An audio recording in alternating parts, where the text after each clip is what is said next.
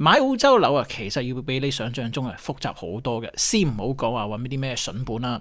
如果你未喺澳洲買過樓，其實咧有好多嘢咧需要注意噶。今集就會同大家分享下買澳洲樓需要注意嘅地方。如果你犯咗呢啲錯誤啊，對你實際有啲咩影響？非常適合未喺澳洲買過樓嘅朋友收睇，因為可以幫你避開好多風險同埋慳翻好多錢噶。咁如果你係經驗老道嘅行家啦，亦都歡迎你睇下我邊啲地方咧講漏咗，希望你咧喺留言區咧同大家分享一下。大家好，我叫 Alex， 歡迎收睇土 TV。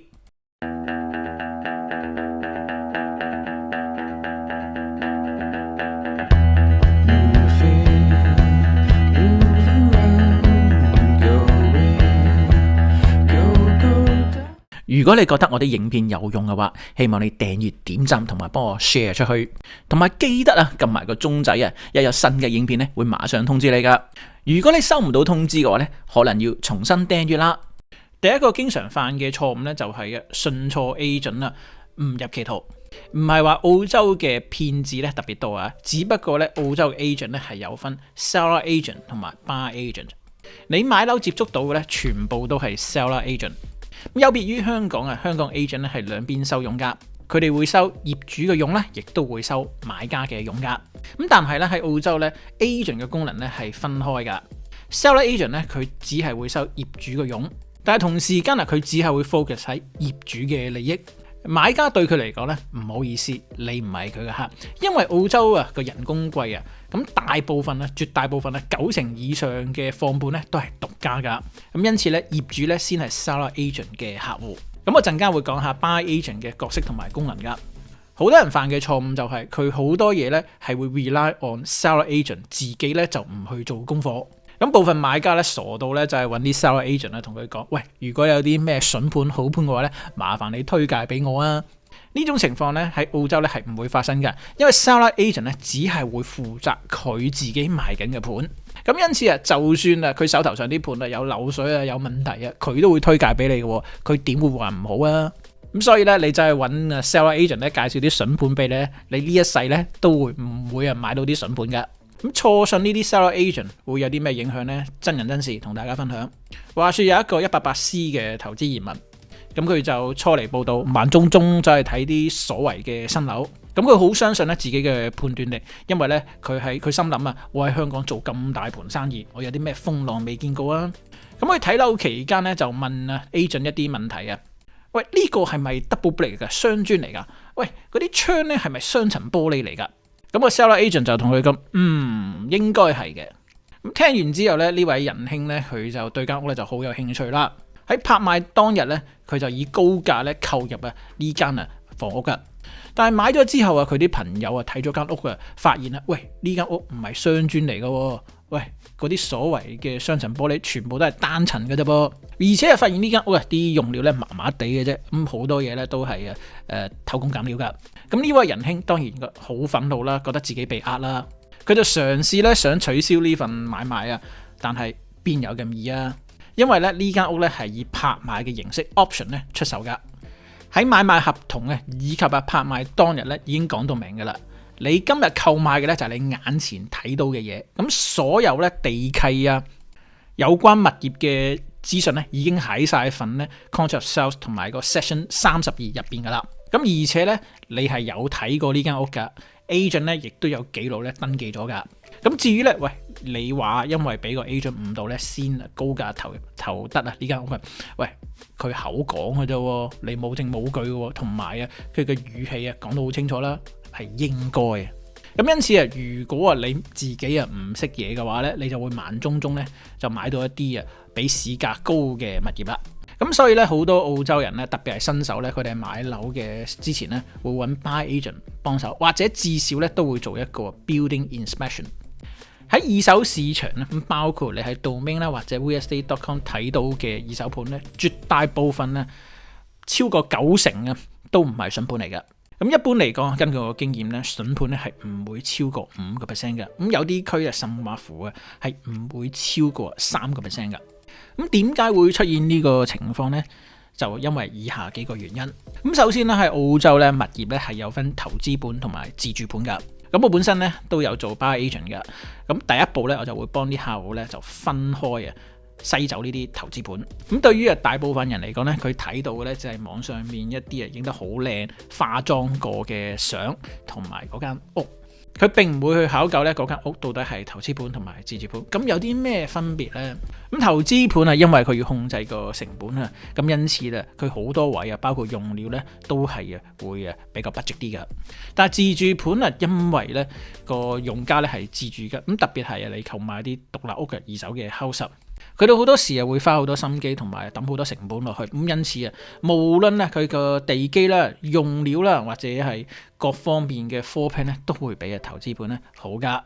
等於你去買二手車，你買到一架好齋，經常俾人哋粗暴虐待嘅車，同埋一架保養得好好，跟埋 full options 嘅二手車，咁但係你俾嘅價錢其實係差唔多嘅啫。你換嚟嘅就係你之後更高買價嘅一個 resale value， 同埋一個 low maintenance 嘅一個二手物業。咁因此有得揀嘅話，喂，梗係買自住盤啦。你俾嘅錢差唔多，但係你買到嘅嘢就多好多咯。第二個經常犯嘅錯誤就係睇裝修啦。咁大部分人睇樓包括我老婆啦，咁佢係會睇，首先會睇就係網上邊影出嚟好靚嗰啲相啊。咁但係你網上面見到嗰啲相全部都被美化過、包裝過㗎。嗱，講到包裝，你最驚就係買到一啲化妝盤。好多時seller agent 喺賣樓之前都會建議客戶將間屋化妝一下，甚至乎租埋家私，咁出嚟啲相梗係靚啦。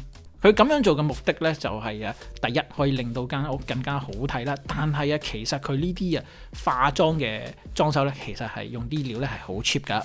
你搬入去之後你先會發現喂，其實佢好多 critical 位係原封不動嘅，冇幫你搞過噶。包括電線啦、門窗都係原裝噶。你住落去先發現哇！原來呢啲嘢之後全部通通都要更換噶。簡單嚟講就係你買到呢啲化妝盤其實你係 overpay 咗嗰個價錢噶。你之後所有應該整嘅裝修一樣都走唔甩，全部通通都要使錢重新執過噶。而更致命嘅就係有機會買到一啲漏水或者係有 structural issue 嘅物業啊。咁點解會有呢種情況呢？就係物業本身個 quality 有問題嘅。咁如果係 apartment 嘅話，因為佢嘅 building quality 有問題啦，咁導致係有漏水嘅情況。Townhouse 亦都有可能會出現呢種 structural issue。House 嘅話好大機會係地基移動。咁好多時業主喺賣樓之前就透過呢啲化妝去隱藏呢啲問題。你唔夠經驗嘅話好坦白講，90%人喺睇樓嘅時候你係一啲都睇唔出㗎。你仲會好興奮，以為自己執到寶。哇，好靚啊，間屋好靚啊，新又有啊，個廚房好靚啊，啲地氈全部都新噶。哇，呢間嘢好靚啊。當你搬入去之後先發現，哇，牆身漏水、地基移動，連啲窗都分分鐘開唔到。但係一切已經太遲啦，你喊都冇用啊。咁 buyer agent 喺睇樓嘅時候係會幫你避開晒呢啲化妝盤噶。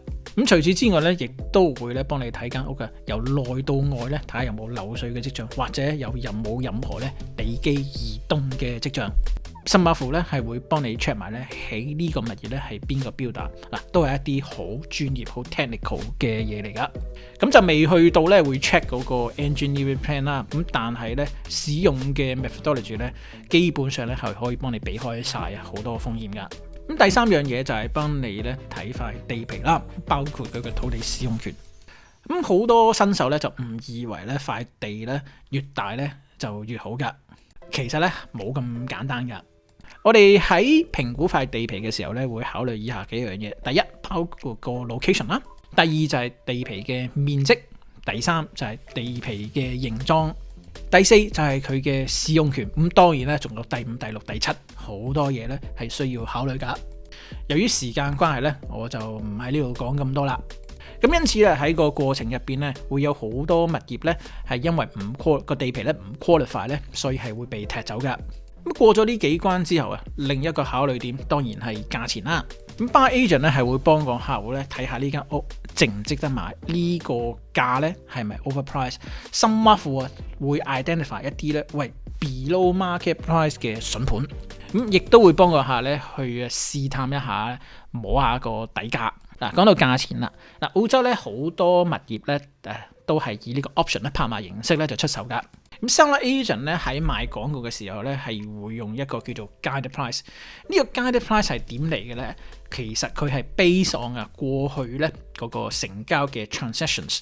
我想講嘅就係呢個 guide price 並唔係代表呢個物業嘅售價，佢只係一個指引價，並唔係佢最終嘅售價。特別係當個樓市升嘅時候，好多時呢啲所謂嘅參考價咧係 base on 過去嘅成交價。咁因此喺一個升市嘅時候咧，你就會發現啦，咦，點解明明佢個 guide price 係100萬澳幣，但係最終拍出嚟係110萬甚或乎120萬嘅咧？係因為咧佢本身嘅 guide price 係 outdate 咗。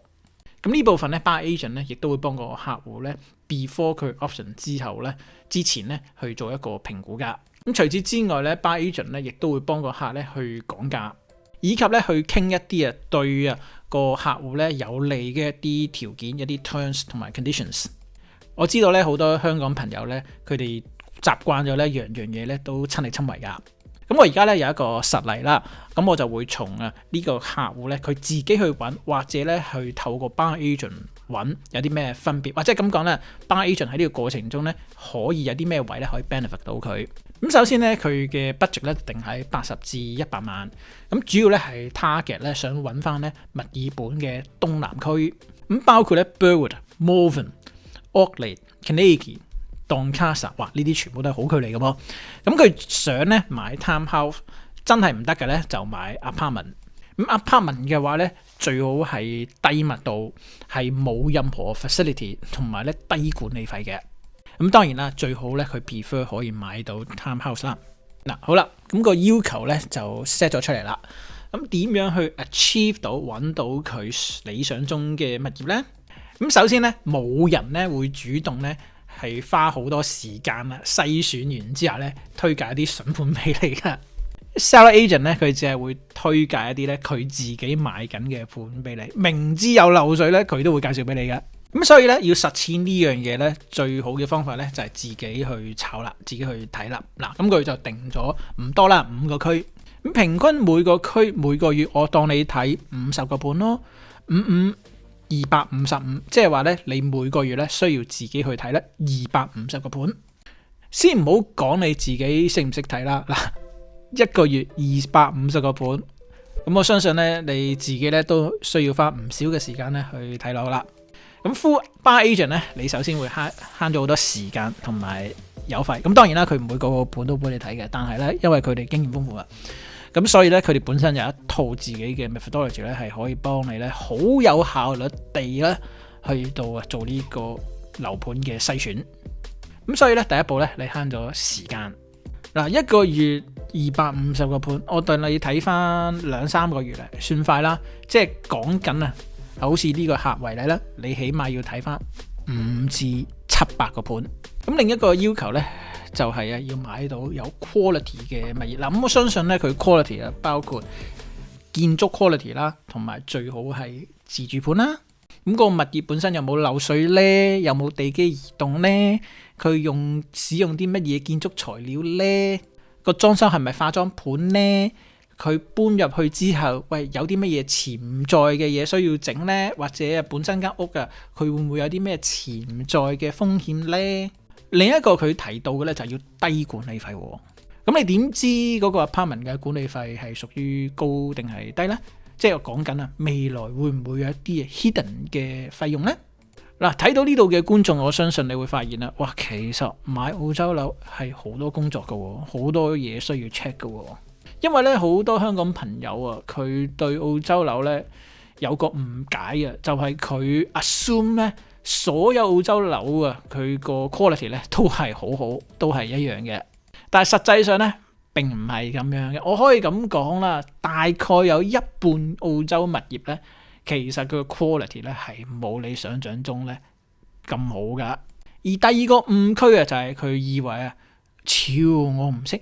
我可以問嗰個 agent 噶嘛？哇，佢大 agent 嚟噶，又着晒西裝，咁靚仔，揸架車又靚，佢點會呃我啊？嗱，並唔係佢有心想呃你，只不過佢嘅角色呢，我哋叫做各為其主啊，因為佢係 seller agent 啊嘛，業主先係佢個客，咁所以呢，好多嘢呢，你係需要自己花時間呢去做功課噶。就算你啊唔用 buy agent 嘅 service 都好啦，記得 minimum 呢喺簽合同之前呢，點都要做一個 building inspection。咁我之後咧會出一集咧，就分享下咧澳洲嘅 building inspection 咧，佢有啲乜嘢作用，會 cover 啲乜嘢。好，今集嘅分享就去到呢度，感謝收睇ToTV，我哋下次見，拜拜。